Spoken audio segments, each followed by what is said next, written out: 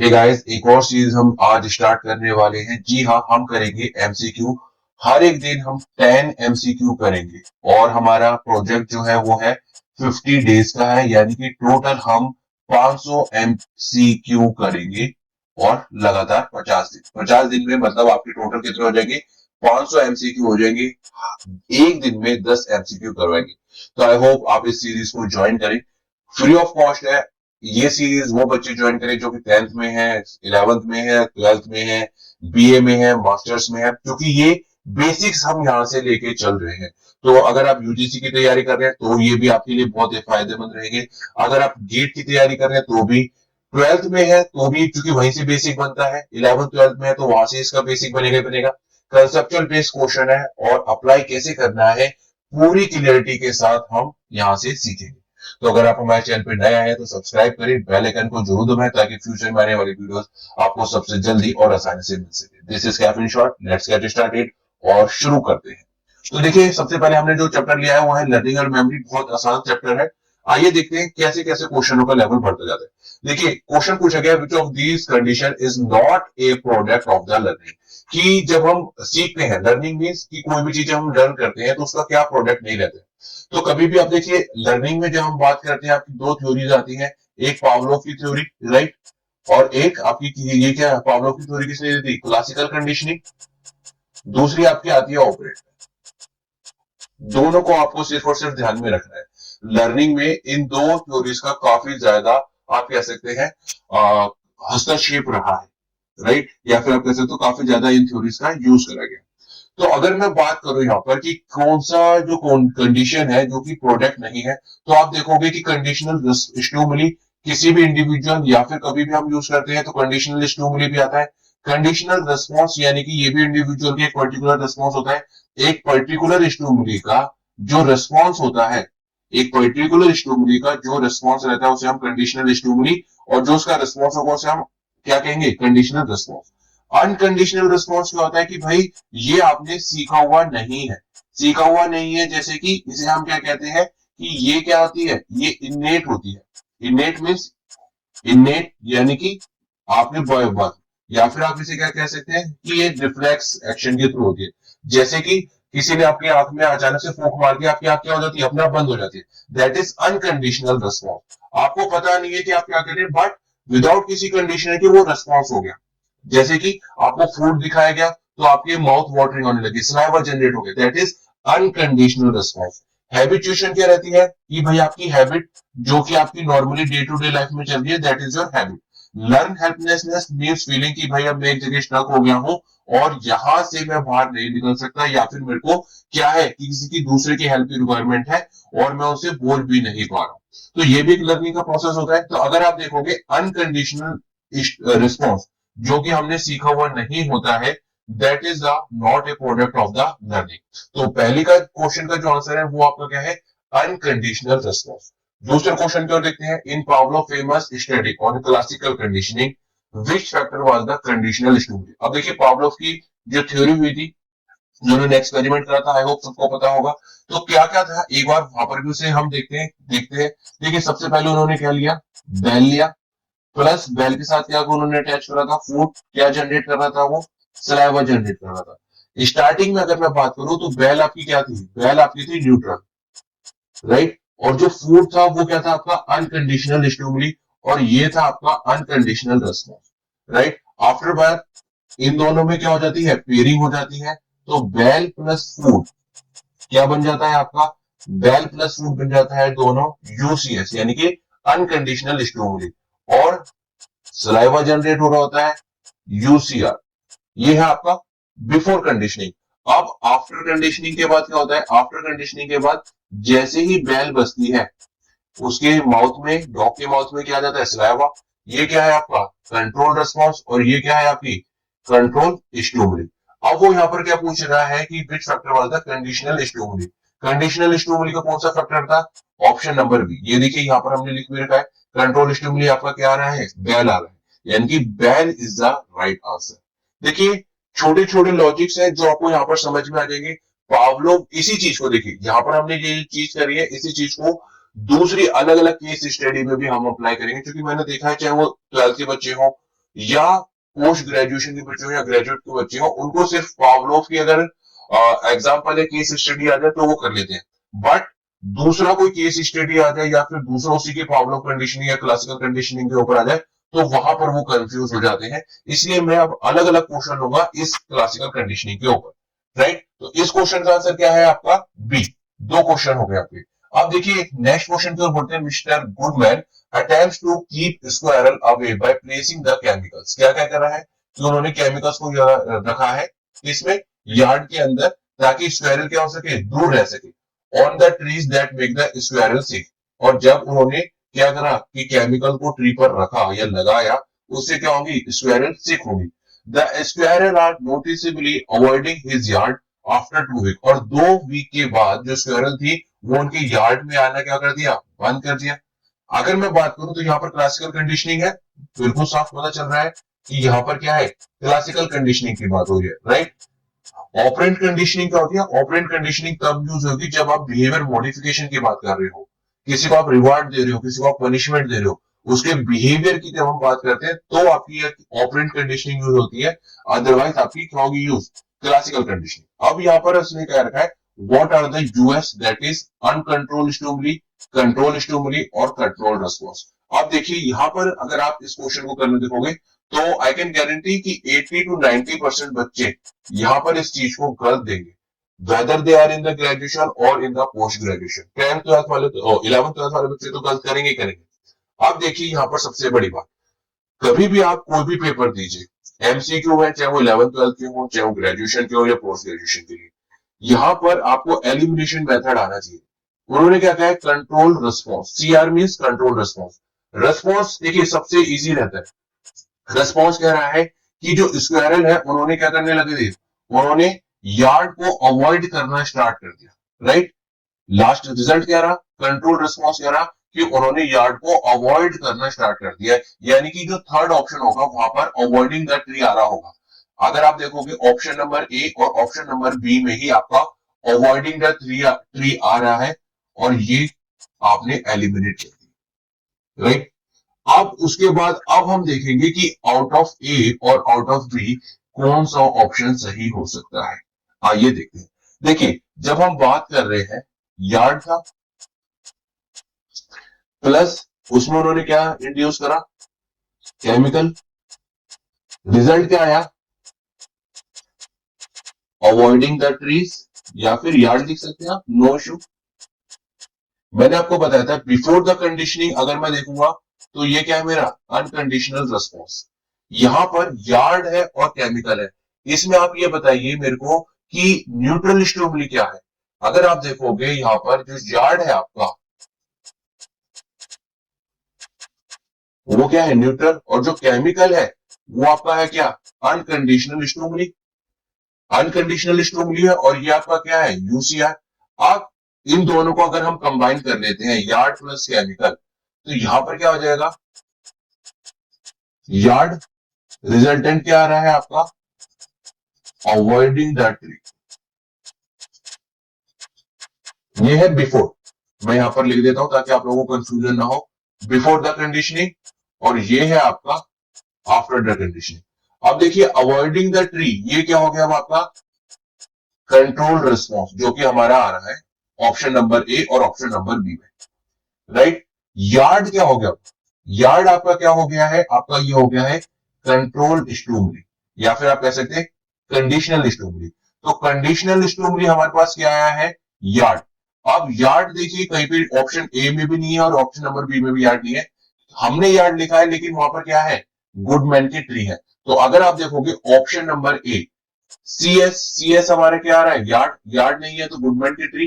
Chemical तो हमारे क्या है, केमिकल हमारा क्या है, अगर आप देखोगे यूसीएस है, केमिकल हमारा क्या है, यूसीएस है। तो देखिए केमिकल ऑप्शन नंबर ए, ये आपका यूसीएस हो गया।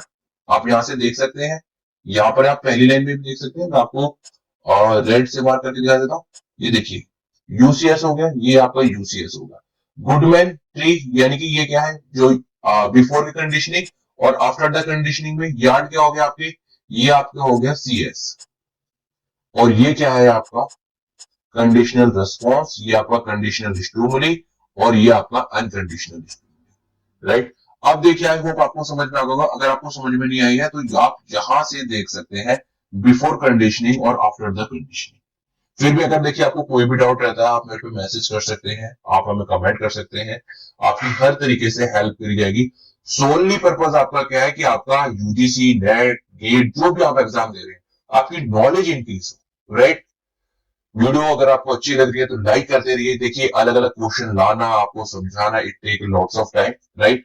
तो अगर आपको वीडियो पसंद आ रही है, हल्की सी भी अगर आपको यहाँ से नॉलेज मिलती है हमारे चैनल से, तो सब्सक्राइब करके जाइए और अपने दोस्तों के साथ भी शेयर करिए। Move on to next question. देखिए दोबारा, अब यहां पर भी हम अप्लाई करके देखेंगे। देखिए, Jason flies a great deal for work. Jason flies कहते हैं कि एरोप्लेन में जाता है because of his work. Last year he had to fly while sick with his stomach flu. उसे फ्लाई करना पड़ा जबकि क्या था, वो सिक था, किससे? स्टोमक फ्लू से। Now each time he get from the plane he feel nauseous. What has a plane become for the Jason. और जो प्लेन है अब वो जेसन के लिए क्या बन गया है? Conditional stimuli, conditional response, unconditional stimuli, unconditional response या फिर एक्सटेंशन। देखिए, इसको अब हम दोबारा उसी तरीके से करते हैं, बिफोर द कंडीशनिंग और आफ्टर द कंडीशनिंग। अगर मैं बात करूं जेसन प्लस, अगर मैं इसमें मान लेता हूं प्लेन लिख लीजिए आप इसको फ्लाई भी लिख सकते हैं। क्या हो रहा है? वो सिक हो रहा है, यानी कि ये क्या है आपका यूसी। और रेस्पॉन्स क्या हो रहा है भाई? अनकंडीशनल रेस्पॉन्स सिक हुआ है वो। आप यहां पर न्यूट्रल क्या है? न्यूट्रल आपका है प्लेन, राइट। न्यूट्रल क्या है आपका? प्लेन। और जेसन क्या है आपका? Unconditional stimuli. अब ये दोनों क्या हो जाएंगे? पेयर अप हो जाएंगे। जेसन प्लस प्लेन यूसीएस बन जाएंगे आपके।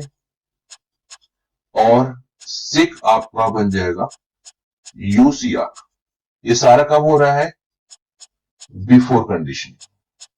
अब आफ्टर, यहां पर अभी कंडीशनिंग हो गई है। आफ्टर कंडीशनिंग में क्या होगा? क्या कि जैसे ही जेसन प्लेन को देख रहा है, जो कि लास्ट उन्होंने पॉइंट बताया है, वो क्या फील कर रहा है? सिक कर रहा है। सिक क्या हो गया? अब कंडीशनल रिस्पॉन्स। प्लेन क्या हो गया? Conditional stimuli. उन्होंने पूछा है कि जेसन के लिए प्लेन क्या बन गया है? Conditional stimuli. ऑप्शन नंबर ए। देखिए, अगर आपको इस तरीके से ये बनाना आ गया, बिफोर द कंडीशनिंग क्या आएगा, आफ्टर द कंडीशनिंग, बिलीव में आप बहुत अच्छी तरीके से इस क्वेश्चन को कर सकते हैं। और देखिए, पावलोव की थ्योरी आपको बहुत जगह मिली होगी, राइट। ऑपरेंट कंडीशनिंग की थ्योरी आपको बहुत जगह मिली होगी। देखिए, उसे अप्लाई कैसे करना है, this is the right way how you apply. आपको अप्लाई करना आता भी होगा, आई एम नॉट सेइंग कि आपको नहीं आता होगा, बट क्या आप इस तरीके से अप्लाई कर पा रहे हैं? क्या आपको हर एक पार्ट में डिवाइड करके बताया जा रहा है कि पहले ये है, फिर ये है, देन उसके बाद लास्ट में ये है, राइट। देखिए, मैं आपको फिर कहता हूं, अगर आपको चैनल पे कुछ भी हल्की सी भी इंफॉर्मेशन इंफॉर्मेटिव लग रही है तो चैनल को सब्सक्राइब करे बिना बिल्कुल ना जाए, राइट। तो आंसर हमारा क्या होगा? That is conditional stimuli, conditional stimuli, CS। Okay, next question की ओर देखते हैं। In the case of the little Albert, बहुत फेमस स्टडी है, होप आपने पढ़ रखी हो। नहीं पढ़ी है तो पढ़ना, बाकी इसकी समरी यहां पर हमने लिखी रखी है। ओके, क्या कह रहा है? इन the case of the little Albert, an infant was presented with A rat. As the child reached for the rat, a researcher struck a steel bar, making a loud, shocking noise. This saw repeatedly numerous times. The child then showed fear when he saw the rat and fear of the other similar animal.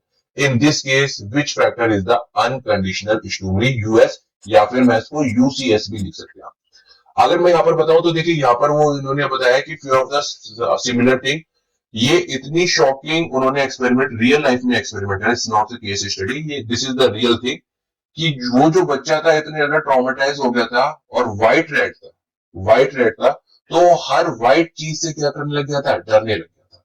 तो देखिए, हर छोटी छोटी चीज का आपकी जो childhood में रहती है, आपकी पूरी लाइफ पे इफेक्ट पड़ता है। Okay, back to the question, हमें क्या करना है? हमें यहाँ पर निकालना है कि अनकंडीशनल स्टिमुली क्या है।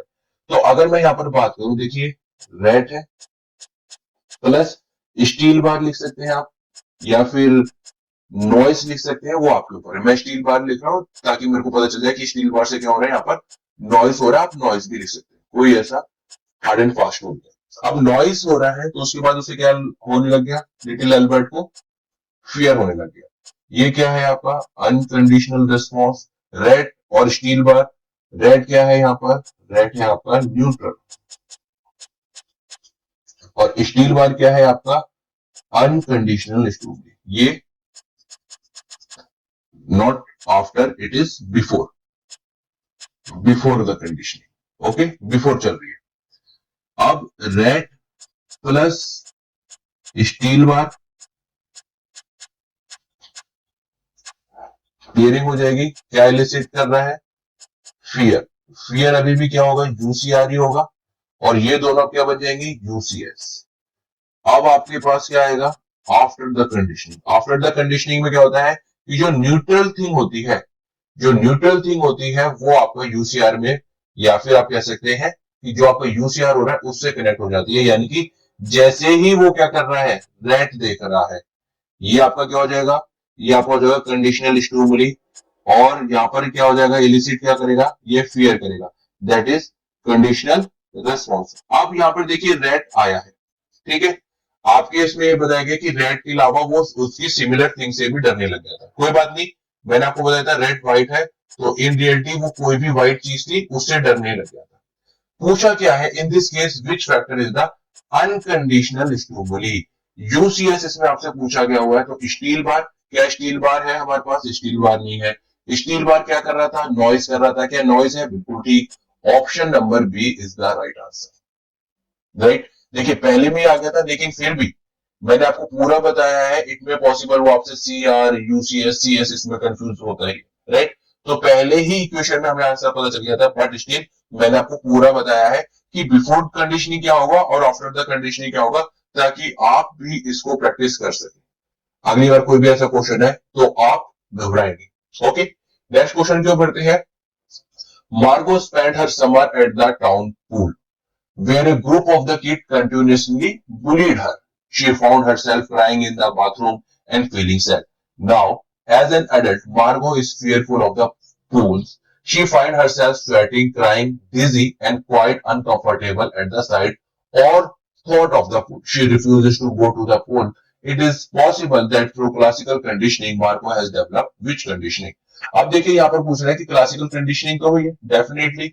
उन्होंने पूछा है कि कौन सी कंडीशन डेवलप हुई है। अब अगर आप देखोगे aversion, phobia, extinction, personality disorder, blocking effect, तो देखिए पर्सनैलिटी डिसऑर्डर तो ये नहीं, पर्सनैलिटी डिसऑर्डर नहीं है। अवर्जन एक थेरेपी होती है, किसके लिए, जब आपका एडिक्शन को हम क्या करते हैं, दूर करते हैं। जैसे कि किसी को अल्कोहलिक एडिक्शन है, किसी को गैम्बलिंग का एडिक्शन है, तो उस एडिक्शन को दूर करने के लिए हम क्या यूज करते हैं, अवर्जन।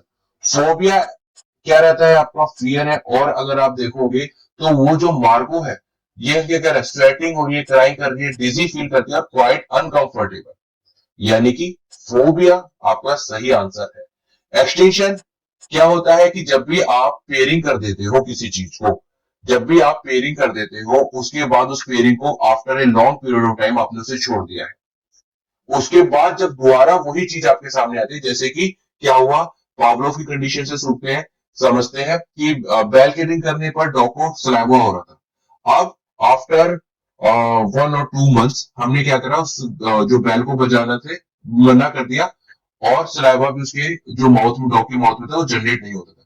लेकिन आफ्टर 1 और 2 मंथ हमने क्या करा, हमने ट्राई करा, जैसे ही हमने बैल को रिंग करी, जैसे ही हमने हल्की सी बैल को रिंग करी, उसके मुंह में सलाइवा जनरेट हो गया, बहुत ही वीक, ऐसा नहीं बिल्कुल पहले की तरह, लेकिन वीक जनरेट हुआ, दैट इज एक्सटेंशन।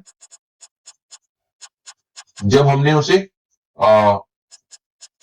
छोड़ दिया था, 1 और 2 मंथ का गैप, एक्सटेंशन। और उसके बाद जैसे ही उसके मुंह में सलाइवा जनरेट हुआ, this is known as the spontaneous recovery, spontaneous recovery, ठीक है। जो गैप हमने छोड़ दिया, यानी कि काफी टाइम तक हमने उसे ना ही बैल बजाई और ना ही उसके माउथ में सलाइवा जनरेट हुआ, नॉर्मली हमने उसे फूड दिया या फिर उसे कहीं और से फूड मिला, तो वो क्या होगी कि जो बेल के साथ जो उसका एसोसिएशन था, एक्विजिशन था, वो क्या होगा, आपका उसका एंड हो गया, राइट। एक्सटेंशन इस चीज को कहते हैं। और आपका स्पॉन्टेनियस रिकवरी कि एक दो महीने बाद जैसे आपने हल्की सी बेल बजाई, अचानक से उसकी मौत में क्या हो गया, सिलाइवा आ गया। तो phobia is the right answer. Personality disorder हो नहीं सकता, ब्लॉकिंग इफेक्ट आपके रहते हैं because of the high amount of the drug, आपकी जो न्यूरो इम्पल्स है वो सही से काम नहीं कर रहा है, दैट इज ब्लॉकिंग इफेक्ट। तो out of this 5 option phobia is the right. Okay, next question क्यों देखते हैं, which of the following describe spontaneous recovery. देखिए अभी मैंने आपको बताया क्या था कि भाई आपने क्या करा कि हमेशा एक चीज को आपको याद रखना, स्पॉन्टेनियस कब होगी, जब आपका एक्सटेंशन हो चुका हो। इस चीज को आपको हमेशा याद रखना है कि जब कोई भी प्रोसेस एक्सटेंशन हो चुका हो, after that only spontaneous recovery is possible. Otherwise अगर एक्सटेंशन नहीं हुआ है या एक्सटेंशन हो रहा है, उसके साथ साथ स्पॉन्टेनियस रिकवरी नहीं हो सकती। मैं आपको इनका एक क्रोनोलॉजिकल ऑर्डर भी बता देता हूं ताकि आपको फर्दर याद रहे। सबसे पहले क्या होता है, सबसे पहले आपका होता है एक्विजिशन। एक्विजिशन में क्या था, जैसे कि जो डॉग है लर्न करा, क्या लर्न करा उसने, सलाइवा जनरेट करना। दूसरा होता है, फिर आपका आता है यहाँ पर एक्सटिंक्शन, कि हमने उस पीरियड ऑफ द टाइम को उसको छोड़ दिया, अब ना ही वो सलाइवा जनरेट कर रहा, ना ही हम उसे खाना दे रहे हैं। जब आपका एक्सटिंक्शन हो जाएगा उसके बाद आप क्या इसको यूज करते हो, दैट इज स्पॉन्टेनियस रिकवरी। कि आपने आफ्टर फ्यू वीक और फ्यू मंथ्स और may be after few year आपने क्या करा, सडनली आपने बैल बजाई और उसके मुंह में राइट सलाइवा जनरेट हुआ, लेकिन कम जनरेट हुआ, ऐसा नहीं पहले की तरह, दैट इज स्पॉन्टेनियस रिकवरी। फिर आता है आपका जनरलाइजेशन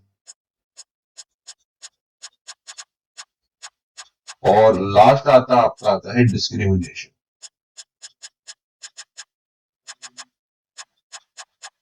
जनरलाइजेशन क्या होता है कि भाई बैल हो, अब वो किसी भी तरह की बैल हो, वो क्या कर रहा है, सलाइवा जनरेट कर रहा है, दैट इज जनरलाइजेशन।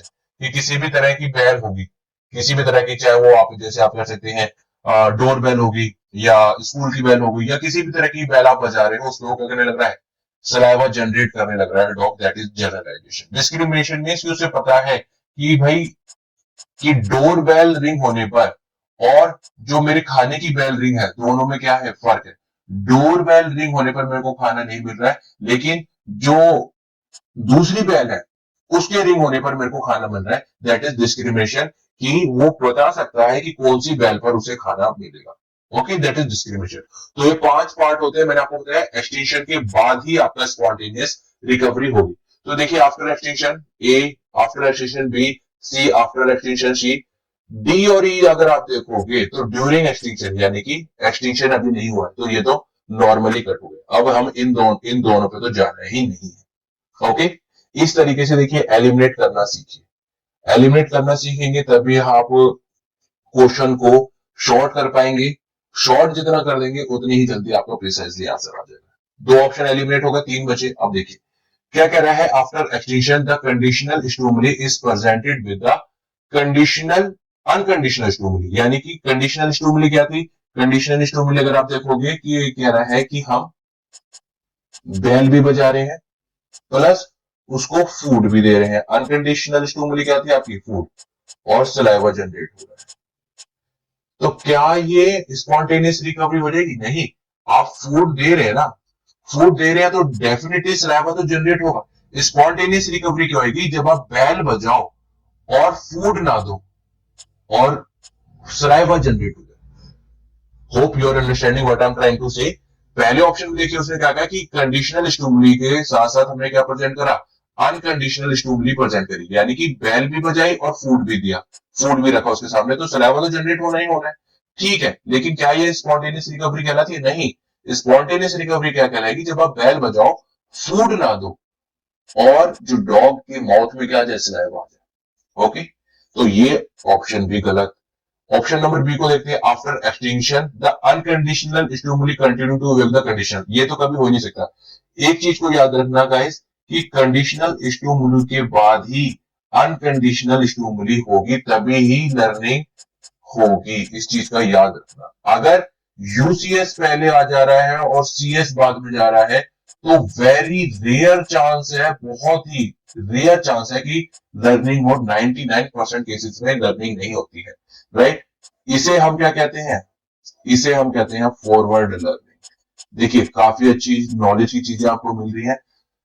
वीडियो में अभी तक बने रहे हैं तो सब्सक्राइब करें, बेल आइकन को जरूर दबाएं ताकि फ्यूचर में आपको वीडियो मिस ना हो। और ये जो दूसरी कंडीशनिंग जिसमें आपका यूसीएस से सीएस जा रहा है, इसे हम कहते हैं आपकी बैकवर्ड लर्निंग। और बैकवर्ड लर्निंग आप ये लगा लीजिए, आप उसमें कुछ सीखते नहीं है। 90 to 95% आप हमेशा ही फॉरवर्ड लर्निंग से सीखते हैं। रेयर चांसेस होते हैं, वो रेयर चांसेस क्या होते हैं, अगर एग्जांपल आया तो मैं आपको उसके सामने उसके थ्रू समझा दूंगा। कभी भी अनकंडीशनल से यूसीएस से सीएस कभी नहीं जाएगा। ऑप्शन नंबर बी भी गलत हो गया बच्चा, ऑप्शन नंबर सी यही सही होगा। फिर भी से पढ़ लेते हैं क्या कह रहा है। After extinction the conditional stimuli, conditional stimuli क्या थी आपकी, bell is presented without the unconditional, ये क्या है, फूड। यानी कि बेल वो बजा रहा है और क्या हो रहा है, सलाइवा जनरेट हो रहा है। बेल बजा रहा है, सलाइवा जनरेट हो रहा है, यही तो क्या कह रहा है आपका स्पॉन्टेनियस रिकवरी। यही मैंने आपको बताया था ऊपर। देखिए ऑप्शन नंबर ए और ऑप्शन नंबर सी में ज्यादा फर्क नहीं है। ऑप्शन नंबर बी तो बिल्कुल गलत है, क्यों, क्योंकि यूसीएस क्या कर रहा है, आपको सीएस को जा रहा है, ये कभी नहीं हो सकता। हमेशा सीएस कंडीशनल स्टिमुली के बाद ही आपकी अनकंडीशनल स्टिमुली आएगी, तभी लर्निंग पॉसिबल होगी। ओके, कोई ऑप्शन नंबर 3 में देखिए और ऑप्शन नंबर ए में सिर्फ यहां पर उसने क्या कहा, उसने अनकंडीशनल स्टिमुली को ऐड कर दिया। यहां पर उसने क्या करा है कि विदाउट द अनकंडीशनल स्टिमुली, यानी कि बेल बजाने पर क्या हो रहा है, सलाइवा जनरेट हो रहा है, फूड हमने नहीं दिया है। Option number C is the right answer. I hope आपको चीजें समझ में आ रही हो। फिर भी कोई भी आपको डाउट लगता है, टेलीग्राम चैनल पर आप हमें पास चाहिए, कमेंट कर सकते हैं कि सर ये कैसे हुआ, आपकी प्रॉपर हेल्प करी जाएगी। नेक्स्ट क्वेश्चन की ओर देखते हैं। A patient at A psychiatric clinic is being treated for his fear, ठीक है, फियर के लिए ट्रीट करा जा रहा है। ऑफ ब्रिजेस, किसका फियर है, फियर ऑफ ब्रिजेस का। He has made a hierarchy, देखिए this is the core part, hierarchy of his fear. उसने क्या बना रखी है, एक हायरार्की बना रखी है, जैसे कि a tends to be, B tend to C and C tend to D. This is an hierarchy of his sphere, and relax at the bottom of the hierarchy first. और वो कहाँ फील करता है रिलैक्स, कि जो hierarchy का bottom है वहां पर वो क्या फील करता है, रिलैक्स फील करता है। This type of the treatment is patient like participating in. कभी भी आप देखोगे साइकोफार्माकोलॉजी क्या होती है कि जो आपका ड्रग का इफेक्ट होता है, ड्रग का इफेक्ट आप किस पे देखते हैं, आपके माइंड पर, बिहेवियर पर। यहां पर तो ड्रग की बात नहीं हो रही है, गलत। Cognitive CBT, of course CBT हर चीज में आपके एप्लीकेबल होती है, लेकिन यहाँ पर बात किसकी कर रहा है, वो फियर की बात कर रहा है स्पेशली। सीबीटी फियर के लिए लग सकती है, ट्रीटमेंट के लिए डिप्रेशन में, लेकिन पर्टिकुलर जो वो यहाँ पर बात कर रहा है फियर की, तो सीबीटी नहीं लगेगी। सिस्टमैटिक डिसेंसिटाइजेशन ये हो सकता है, वाई, क्योंकि सिस्टमैटिक डिसेंसिटाइजेशन में हम क्या करते हैं, उसको फियर को हल्का हल्का हल्का हल्का क्या करने लग जाते हैं, कम करने लग जाते हैं। इसका एक एग्जांपल मैं आपको बताता हूं। जैसे कि सपोज करिए किसी एक इंडिविजुअल को डॉग से डर लगता है, तो ए स्टेप में हमने क्या करा, हमने उसे डॉग की पिक्चर दिखाई। ये मैं आपको पहले भी पढ़ा चुका हूँ। पिक्चर दिखाने के बाद हमने क्या करा कि उसके साथ पिक्चर प्लस इस चीज को याद रखना है, यहाँ पर रिलैक्सेशन थेरेपी उसके साथ साथ दी जाती है, ताकि वो अपनी जो ब्रीथिंग है उस पर कंट्रोल कर सके। फियर के साथ साथ पिक्चर दिखाई, घबराहट हुई, लेकिन रिलैक्सेशन टेक्निक के साथ उसने अपनी ब्रीथिंग को कंट्रोल करा। उसके बाद क्या करा कि हमने उसे थोड़ी दूर से डॉग्स को दिखाया, ठीक है, फार डॉग्स को दिखाया, रियल डॉग्स को दिखाया। यहाँ पर दोबारा फियर हुआ, लेकिन उसने ओवरकम किससे करा, आपकी रिलैक्सेशन थेरेपी पे। फिर लिटिल फार, थोड़ी दूर लिटिल फार डॉग, राइट। फिर हमने उसे क्या दिया, एक स्टफ टॉय दिया, जो कि क्या था, डॉग का था। फिर उसको हमने क्या करा, डॉग को टाई करके उसको क्या करवाया, टेम करवाया, यानी कि उसे पुचकारा कि भाई आप इसको पुचकारो, ये कुत्ता बना हुआ आपको नहीं खाएगा। तो अगर आप देख रहे धीरे धीरे क्या कर रहा है, हम उसके फियर को कम करते जा रहे हैं। पहले बहुत दूर का डॉग, फिर थोड़ा पास लाए, फिर थोड़ा पास लाए, फिर हमने उसे सॉफ्टवेयर दिया कि भाई आप इसको देखिए ऐसा होता है, और आप इसे, फिर उसके बाद हमने क्या करा, उसको हमने टेम करवाया। तो धीरे धीरे धीरे धीरे हम क्या कर रहे हैं, फियर को कम करते जा रहे हैं। This is the hierarchy of fear, कि हम उसके फियर को धीरे धीरे कम करते जा रहे हैं। Systematic desensitization is the right answer. Meditation can be a process, but सिर्फ फियर में काम नहीं होता है, सिर्फ फियर में ही आप मेडिटेशन नहीं करते। मेडिटेशन सिस्टमैटिक डिसेंसिटाइजेशन के अंदर आता है, जो कि मैंने आपको यहां बताया रिलैक्सेशन थेरेपी।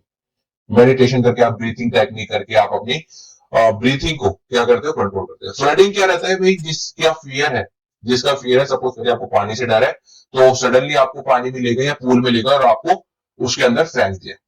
अचानक से जिस चीज का डर है उसको इतना एक साथ ह्यूज अमाउंट में आपको फेस करवा देते हैं कि उसका डर क्या हो जाए, खत्म हो जाए। ठीक है, इसके काफी ड्रॉबैक भी है, कई बार बच्चा या फिर कोई भी इंडिविजुअल इससे ट्रॉमा में भी चले जाता है, राइट। तो लेकिन यहां पर जो बात हुई है उसका सही आंसर क्या होगा, सिस्टमैटिक डिसेंसिटाइजेशन।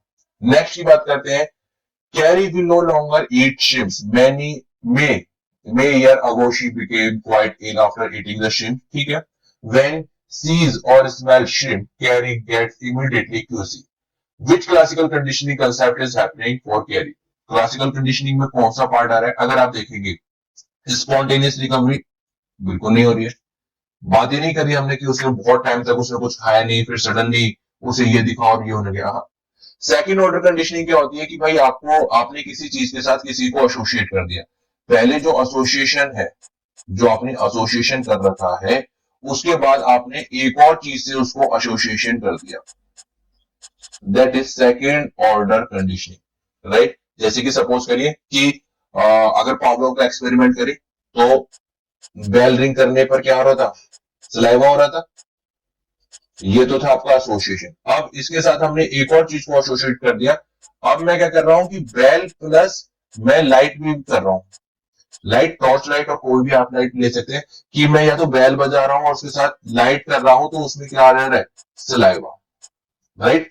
ये आपका क्या होगा, this is your second order. Second order या फिर इसे हायर ऑर्डर भी कहते हैं, राइट, सेकंड ऑर्डर कंडीशनिंग।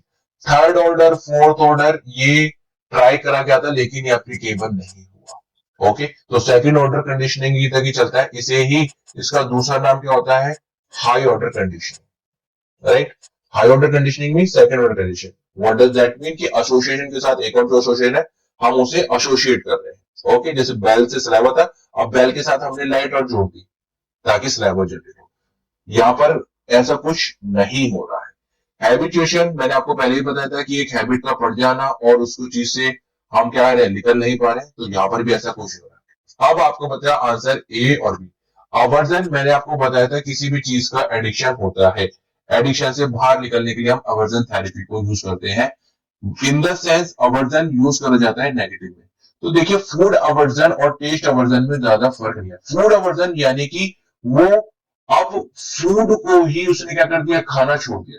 क्या ऐसा हुआ है, फूड अवर्जन मीन्स कि उसने खाने को ही छोड़ दिया है, वो खाना ही नहीं खा रही, दैट इज फूड अवर्जन। लेकिन ऐसा तो नहीं हुआ है, उसने सिर्फ और सिर्फ क्या, श्रिम्प खाना छोड़ दिया है, that is taste aversion. Option number B is the right answer. Food aversion और टेस्ट अवर्जन में कंफ्यूजन हो सकती थी। What do mean by the food aversion, कि अगर हम कहें कि उसने सी फूड ही खाना छोड़ दिया है, कोई भी सी फूड खाना छोड़ दिया, दैट इज फूड अवर्जन। लेकिन पर्टिकुलर अगर उसने श्रिम्प खाना छोड़ दिया है, that is taste aversion. Okay, option number B इसका सही आंसर है। लास्ट बट नॉट लीस्ट, इस क्वेश्चन की हम बात करते हैं, which of the following describe the conditions needed for the extinction program. अब देखिए यहां पर पूछ रहा है कि अगर एक्सटिंक्शन करना हो, एक्सटिंक्शन करना हो तो कौन सी कंडीशनिंग चाहिए होती है। ये तो मैंने आपको पहले भी बताया था कि एक्सटिंक्शन कब आता है, सबसे पहले आपका एक्विजिशन आता है, दूसरे नंबर पर आपका एक्सटिंक्शन होता है। एक्सटिंक्शन के बाद ही आपकी स्पॉन्टेनियस रिकवरी पॉसिबल है, before that it will not possible. Option number ए क्या कह रहा है, देखिए, the conditional stimuli is presented repeatedly without the unconditional. यानी कि आप देखिए, हमें क्या करना है, एक्सटेंशन करवाना है। कंडीशनल स्टिमुली क्या थी आपकी, कंडीशनल स्टिमुली थी बेल, यहां पर क्या है, repeatedly without unconditional stimuli. Unconditional stimuli क्या है आपका, फूड। एक्सटेंशन करवाना है, यानी कि यहां पर वो क्या कह रहा है कि हम बेल को रिंग करे जा रहे हैं, बेल को रिंग करे जा रहे हैं लेकिन हम फूड नहीं दे रहे, यही वो कह रहे हैं विदाउट अनकंडीशनिंग, मतलब हम फूड नहीं दे रहे हैं लेकिन बेल रिंग करे जा रहे हैं। क्या एक्सटेंशन हो सकता है? हो सकता है, बिल्कुल हो सकता है। अभी तक ये आंसर ठीक लग रहा है, लेकिन नीचे भी ऑप्शन देखिए, unconditional stimuli is presented repeatedly, यानी कि हम क्या कर रहे हैं, फूड दिए जा रहे हैं लेकिन हम बेल नहीं बजा रहे। ये तो पॉसिबल ही नहीं है, और मैंने आपको बताया था कभी भी यूसीएस सीएस से पहले प्रेजेंट हो नहीं सकता, यानी कि लर्निंग हो ही नहीं रही है। यहाँ पर लर्निंग नहीं हो रही तो सराबा जनरेट कर ही नहीं रहा, तो एक्सटेंशन तो बात बन ही नहीं सकती। प्रॉपर गलत। कंडीशनल स्टिमुली यानी कि bell, bell produce change conditional response. देखिए conditional stimuli produce change conditional response. पहले बेल से सलाइवा जनरेट हो रहा था, अब वो क्या कह रहा है कि बेल से डॉग सलाइवा जनरेट नहीं कर रहा है, अब वो क्या कर रहा है, राउंड राउंड घूम रहा है, राउंड राउंड घूम रहा है। तो केस ही अलग हो गया, बिल्कुल नहीं। एक्सटेंशन करना है, ओके, ध्यान रखिए। The unconditional stimuli is paired with different conditional, यानी कि हम फूड दे रहे हैं, उसके साथ बेल की जगह हमने क्या कर दिया, लाइट दे दी, या फिर लाइट जैसे हम टॉर्च कर रहे हैं सडनली उसको फूड दे रहे हैं, पेयरिंग हो जाएगी। लेकिन एक्सटेंशन तो तब होगी जब पहले आप इसको पेयर करोगे, फिर उसके बाद उसको क्या करोगे, उसका एक्सटेंशन कराओगे। ये भी पॉसिबल नहीं है। हम किसको लेके चल रहे हैं अभी, पावलोव की कंडीशन को, ध्यान रखना। ऑप्शन लास्ट देखते हैं, द कंडीशनल स्टिमुली यानी कि आपकी bell produce the same conditional response, कि बेल बजाने पर वो क्या कर रहा है, सलाइवा जनरेट कर रहा है। ठीक है, लेकिन हमें क्या करना है, बिल्कुल ठीक है, लेकिन हमें क्या करना है, हमें पता करना है एक्सटेंशन का। अगर बेल बजाने पे सलाइवा जनरेट हो ही रहा है तो यहां पर क्या है, ये तो एक्सटेंशन नहीं हो रहा। तो option number A that is कि हमने कंडीशनल स्टिमुली, बेल बजाए जा रहे हैं लेकिन फूड नहीं दे रहे हैं। तो आप देखोगे थोड़े टाइम बाद आप कितनी भी बेल बजा लो सलाइवा जनरेट नहीं होगा। वो चीज क्या होने लग जाएगी, खत्म होने लग जाएगी, कि मालिक या फिर कोई भी अदर इंडिविजुअल बैल तो बजा रहा है लेकिन मेरे को फूड दे ही नहीं रहा है। तो जब फूड नहीं दे रहा है तो फिर सलाइवा जनरेट होने लग जाएगा, बंद हो जाएगा।